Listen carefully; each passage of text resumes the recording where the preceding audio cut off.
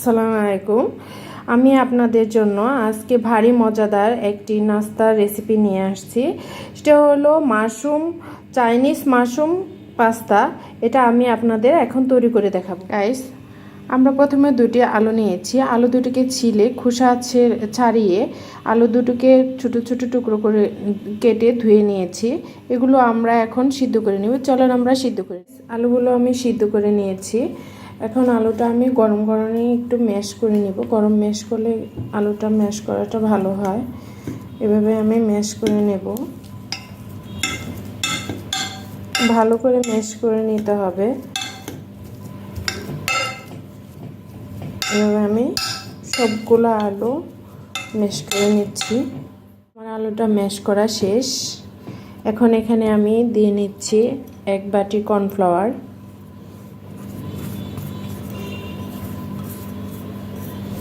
স্বাদ মতো লবণ। এগুলো আমি এখন মুথে নেব।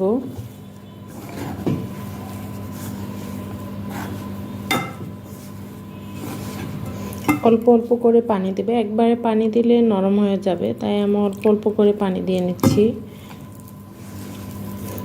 এভাবে অল্প অল্প পানি দিয়ে আমি একটা পারফেক্ট ডো তৈরি করব। গাইস, আমার ডোটা তৈরি করা শেষ। এখন আমি হাতের তালুতে একটু করে তেল মিক্স করে নেব, কারণ যাতে আমার হাতের তালুতে বানানোর সময় হাতে লেগে না যায়। আমি এখন মাশরুম আকৃতি করে ছোট ছোট করে আমি আমার পাস্তাগুলো বানিয়ে নেব। এই যে দেখেন, একটা বোতলের সাহায্যে আমি বানিয়ে নেব। এভাবে চাপ দিলেই ব্যাস, এই তো হয়ে গেছে মাশরুম আকৃতির। এটা এখন আমি প্লেটে রেখে দিচ্ছি। আপনাদের বোঝার সুবিধার্থে আমি আরেকটি বানিয়ে দিচ্ছি। এভাবে আমি সবগুলো বানিয়ে নেব। আপনি একটা বোতলের মুখার সাহায্যে বা বোতলের সাহায্যে বানিয়ে নেবেন। এই যে দেখুন, এভাবে আমি সবগুলো বানিয়ে নিচ্ছি। দেখেন, আমার সবগুলো মাশরুম পাস্তা বানানো শেষ। এখন আমি এগুলো সিদ্ধ করে নেব। পানিটা আমি আগে থেকে বসিয়ে রেখেছিলাম। পানিটাতে অল্প একটু 2-4 চামচ তেল আর একটু লবণ দিয়ে গরম করে নিয়েছি। এখন এই গরম পানিটাতে আমার যে বানানো মাশরুমগুলো আছে সেগুলো আমি একটা একটা করে ছেড়ে দিচ্ছি, এগুলো সিদ্ধ হওয়ার জন্য।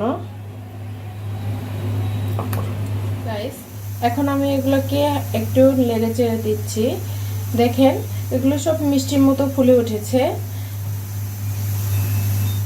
গাইস, এগুলো আমার হয়ে গেছে, সিদ্ধ হয়ে গেছে। এখন আমি এগুলো নামিয়ে ছেঁকে নিচ্ছি। এগুলো আমি এখন ঠান্ডা বরফ পানিতে ঢেলে দিচ্ছি ড্রাই হওয়ার জন্য।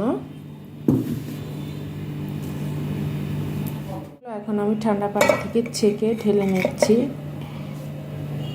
মাশরুমের যা যা মশলার উপকরণগুলো লাগবে সেগুলো আমি আপনাদের বোঝার সুবিধার্থে দেখিয়ে দিচ্ছি। প্রথমে লাগবে আমার পেঁয়াজ কুচি, কাঁচামরিচ কুচি, ধনেপাতা কুচি, চিনি, রসুন কুচি, chilli powder, tomato sauce, soya sauce, chilli sauce.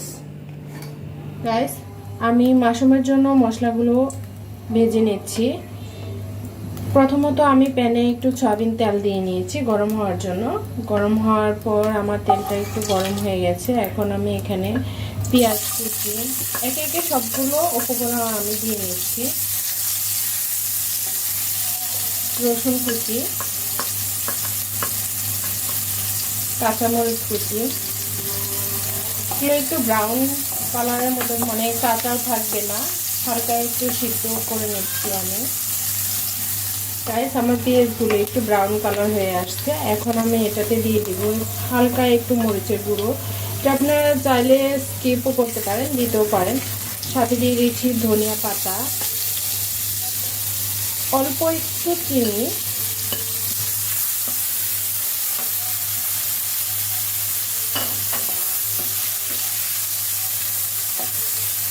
এখানে দিয়ে দিব আমি 2 টেবিল চামচ সয়া সস,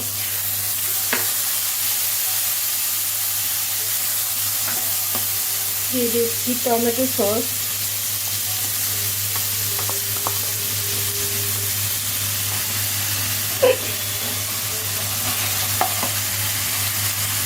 দিয়ে দিই। গাইস, আমার মাশরুম পাস্তাগুলো তৈরি হয়ে গেছে। দেখেন দেখতে কত লোভনীয় হয়েছে। এটা আপনারা ঝটপট তৈরি করে নিতে পারবেন। এটা আপনারা বাচ্চাদের টিফিনে, সকালের নাস্তায় এবং বিকালের নাস্তাতে চার সাথে খেতে পারবেন। এটা ভারী মজার। আপনারা ঝটপট তৈরি করে নিতে পারবেন, অল্প সময়ে তৈরি করে অল্প উপকরণে।